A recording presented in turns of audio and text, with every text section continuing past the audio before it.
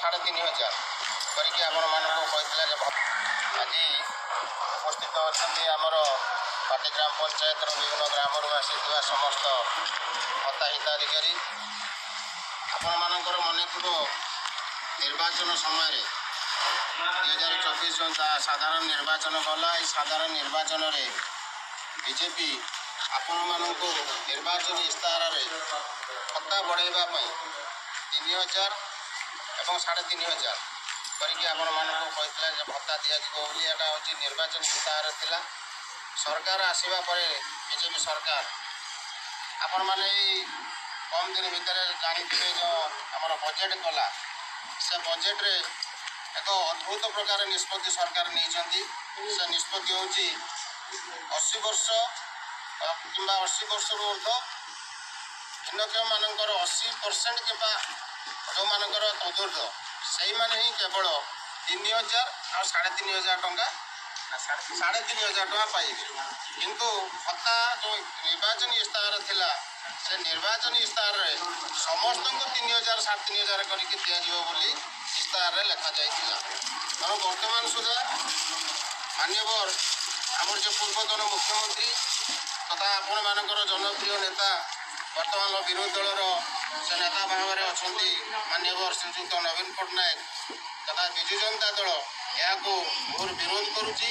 ସେ ଚାହୁଁଛନ୍ତି, ଆମେ ଚାହୁଁଛୁ ଯେ ଓଡ଼ିଶାରେ ଯେଉଁ 55 ଲକ୍ଷ ପାଖାପାଖି ଲୋକ ଅଛନ୍ତି, ସମସ୍ତେ 57 ଲକ୍ଷ ଲୋକ ପାଖାପାଖି ଅଛନ୍ତି, ସମସ୍ତେ ଏଥିରେ ଲାଭବାନ ହୁଅନ୍ତୁ, ଅର୍ଥାତ୍ ସମସ୍ତେ ଭତ୍ତା ପାଆନ୍ତୁ 3,000 ଟଙ୍କା ଲେଖାଏଁ। ଆପଣ ଯେଉଁ 80 ବର୍ଷରୁ ଉର୍ଦ୍ଧ୍ୱ କିମ୍ବା 80% କରିକି ଦେଲେ ମାତ୍ର 2 ଲକ୍ଷ ଭଳିଆ ଲୋକ, 2.5 ଲକ୍ଷ ଭଳିଆ ଲୋକ ପାଇବେ। ଆଉ ବାଦ ଲୋକ ସବୁ ବାଦ ପଡ଼ିଯିବେ। ତେଣୁ ଏହାକୁ ଆମେ ଜଣେ ବିରୋଧୀ ଦଳ ଭାବରେ ବିଧାନସଭାର ଆପଣମାନଙ୍କର ହକ୍ ପାଇଁ ବିଧାନସଭାର ଗୃହ ପାଖରୁ ଆରମ୍ଭ କରିକି ଗ୍ରାମାଞ୍ଚଳ ପଞ୍ଚାୟତ ପର୍ଯ୍ୟନ୍ତ ଆମେ ସବୁଠି ସବୁ ଜାଗାରେ ଏହାକୁ ଆମେ ତୀବ୍ର ବିରୋଧ କରୁଛୁ।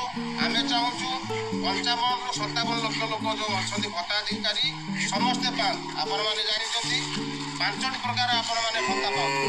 ଗୋଟେ ହେଉଛି ବିଧବା, ଗୋଟେ ହେଉଛି ବିକଳାଙ୍ଗ, ଗୋଟେ ହେଉଛି ଆପଣଙ୍କର ଓଲ୍ଡ ଏଜ୍ ପେନ୍ସନ୍ ଯେଉଁ ବାର୍ଦ୍ଧକ୍ୟ, ଆଉ ଗୋଟେ ହେଉଛି ଆପଣଙ୍କର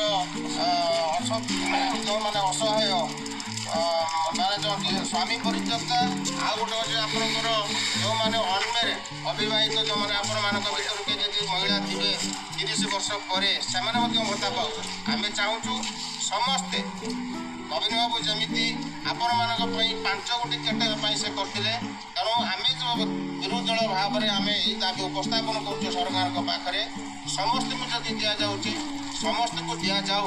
ତାଙ୍କ ନିର୍ବାଚନୀ ଇସ୍ତାହାରକୁ ସେମାନେ ମାନନ୍ତୁ ଏବଂ ଗ୍ରହଣ କରନ୍ତୁ। ଏହା ହେଉଛି ଆମର ଦାବି। ଏ ଦାବିକୁ ଆହୁରି ତ୍ୱରାନ୍ୱିତ ଆମେ କରିବା ପାଇଁ ଆଗାମୀ ଦିନରେ ଆପଣମାନଙ୍କର ସହଯୋଗ ଯଦି ଆବଶ୍ୟକ ପଡ଼େ ନିଶ୍ଚିତ ଭାବରେ ଆମେ ନେବୁ। ଆଉ ଆମେ ସରକାରଙ୍କ ପାଖରେ ଆପଣମାନଙ୍କ ମାଧ୍ୟମରେ ଆମେ ଜଣାଉଛୁ।